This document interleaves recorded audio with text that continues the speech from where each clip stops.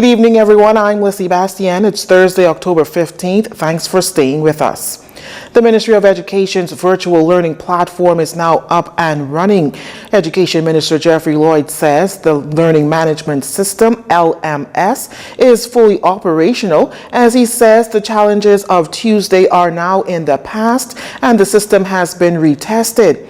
The minister's comments came during a press conference this morning following the collapse of the LMS on Tuesday, the first day of public schools 2020-2021 academic year. Minister Lloyd says the system, which normally takes about 18 to 24 months to be installed, was actually up and running in 4 months under the leadership of One-on-One Education Technologies in conjunction with the ministry. Yes, we have a situation that is new to us, learning management system and education management information system, never ever before implemented in our country. Naturally, there will be from time to time certain inconveniences and possible disruptions.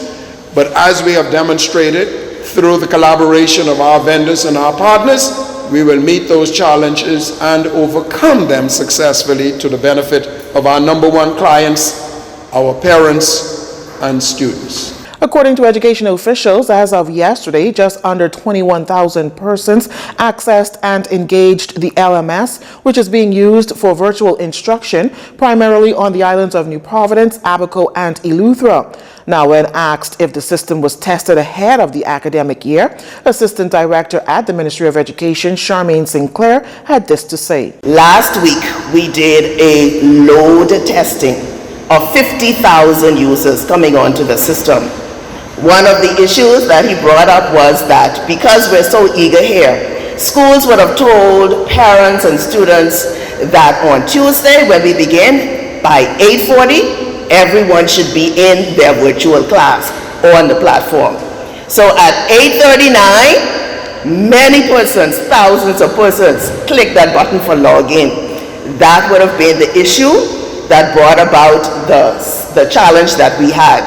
The testing did take place with the loading of the system with 50,000 persons last week. President and CEO of One-on-One Educational Services Limited, Ricardo D. Allen, adds challenges are expected with systems, however, took the time to zone in on Tuesday's crash. Within that 3-minute period, thousands of students came onto the system, causing there to be a maintenance defense mechanism. System was temporarily down. We managed to get back the system up. And yesterday we had a day where over 30% more students came to the platform. There are no issues as far as the ability to sustain the pressures and the load that may come. In fact, I'm proud to share with you that currently, based on the testing that we've done, we can accommodate in excess of 60,000 students based on current setup and configuration. Director of Education Marcellus Taylor adds that as the education system tries to adjust to the new normal, over the last 2 decades, the Ministry of Education has sought to integrate information and computer technology into the educational system, both to improve and enhance the administration of schools and the teaching and learning process. The Free National Movement fights back against opposition Deputy Leader and Shadow Finance Minister Chester Cooper's criticisms of the government's fiscal management. In a statement released, the FNM says that between managing the largest hurricane relief effort in Bahamian history and working to keep the country safe during a global pandemic, Prime Minister Dr. Hubert Minnis and his administration have maintained core services and continue to work to provide financial relief to those impacted by both events. The statement continues that true leadership requires making tough choices in difficult circumstances, and the Minnis administration has taken action and prioritized the health of Bahamian people while working to provide financial relief to those struggling.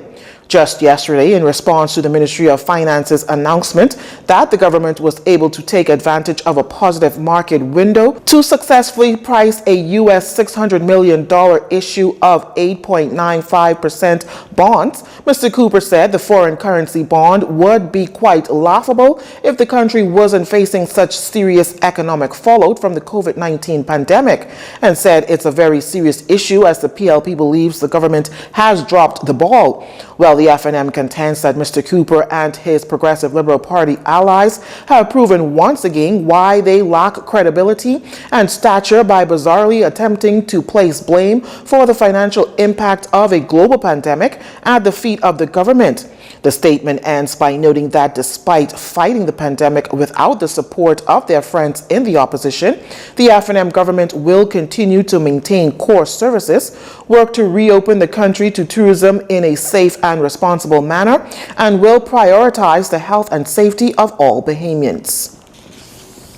A record 194 additional cases of COVID-19 in the country confirmed by the Ministry of Health yesterday. 172 of those new cases reported for New Providence, 1 on Grand Bahama and 1 on Andros. These cases bring the total number of confirmed cases to 5,385. Now, the ministry says the long holiday weekend led to delayed reopening from a number of labs. Hence, those 194 COVID-19 cases yesterday is an additive effect of the cases recorded and reported during October 7th through the 13th. To date, there have been at least 4,136 confirmed cases of COVID-19 for New Providence, 659 on Grand Bahama, 160 on Abaco, 54 on Bimini, 33 confirmed cases on Exuma, 30 on Eleuthera, 19 on Inagua, 17 in the Berry Islands, 12 on Long Island, 11 on Andros, 9 confirmed cases on Cat Island, 7 on Acklands, 5 on Crooked Island, 3 on Mayaguana, and 228 confirmed cases with locations pending.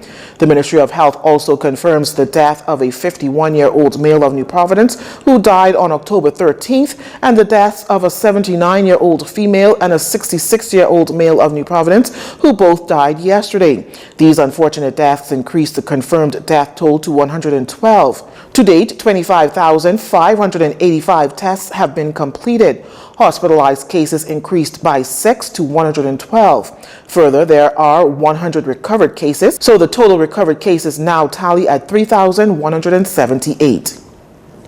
With the Ministry of Health tackling a backlog of COVID-19 cases from private labs, former Health Minister Dr. Dwayne Sands, in an interview with JCN's news team, says the public ought to be paying attention to the 3 or 7 day average of cases to monitor what's happening with the pandemic. He says as much as COVID-19 cases continue to rise, especially on New Providence, having more than 4,000 confirmed cases to date, along with the fact that the tourism sector is fully reopening in 2 weeks. I think we have to be very honest with ourselves, aspirational, yes, but honest about where we stand with this pandemic, because if we open prematurely, it will be very difficult to try again. And so over the next 2 weeks now, it's going to be critical that we not only monitor the data, but put in place whatever interventions are necessary to have a sustained reduction. Asked if he thinks 2 weeks of weekend lockdowns is enough time to keep the numbers down, he says this. We will have to see, but we have to be very clear about what metrics we use to determine yes or no. And if we determine the metrics that say yes, then we stick with it. If we don't meet the criteria that we say are appropriate criteria for opening, then we don't.